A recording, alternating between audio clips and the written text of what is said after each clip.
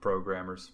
You see, the great thing about us is that we always know how long something is going to take. When we give a target date, we always hit it. When we look at a small bug and say, yeah, that'll be easy, it always is. It's like a third eye for programmers. So when I looked at this small movement bug in the on-rails section of Liquid Space, I knew, just take a cup of coffee, a few more lines of code, and it'll be A-okay. Yeah, so I rewrote the entire movement system.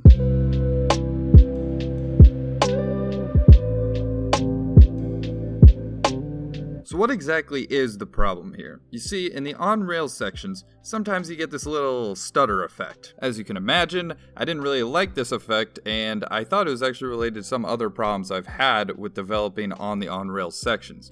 So that's where my madness began. To prevent you from going mad as well, here's the short version, or how it used to work. Movement was done over time. You get the player's current position, you get where they want to go after filtering it through quadratic equations and numbers I cooked up in a lab. You pray to Tim Sweeney that the vinterp2 function will do what you want, and then you observe.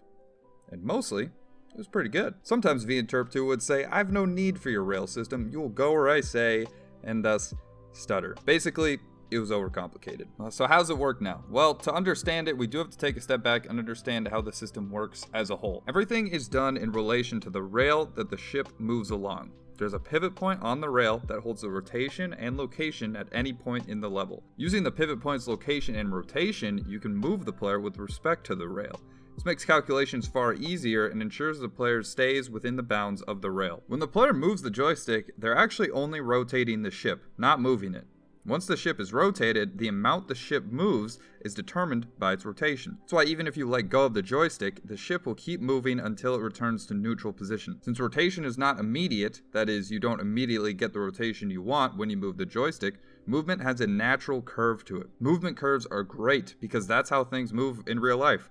Nothing in the real world moves linearly. It has variations, it follows curves. Your car works up to its max speed. It doesn't start at it. This new system achieves satisfying movement curves by having a more direct relationship between rotation and movement, rather than trying to filter that relationship through various equations to make it feel right. Side note, movement systems and game feel are one of my favorite topics in games, so if you want more of a deep dive into this stuff, comment below. Maybe I'll make a video on more of this topic. So with that, stutter was fixed. And you're probably saying to yourself, that's all well and good, but what does this even mean for the game? And to that I say, it means pure, buttery smooth gameplay.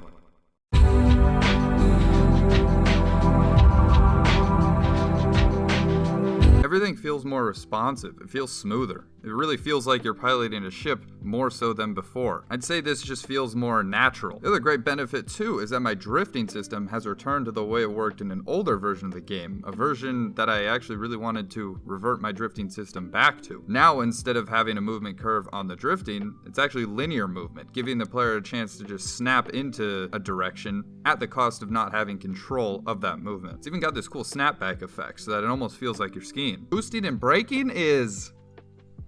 well, honestly, it doesn't feel as good as it did before, but that should be an easy fix. But does it actually feel better? I think so, but that's not good enough in games. It needs to be tested. I need to share this version with people who have used the old system before and see if it feels better to them. But becoming Charlie Day over movement code... gameplay. It wasn't the only thing I did since the last devlog. I also made the main character model. I can finally say goodbye to this anime stand-in. I like what I've got so far. He has that cool pilot look while also giving off a bit of a shonen protagonist gumption, but he's a bit bland.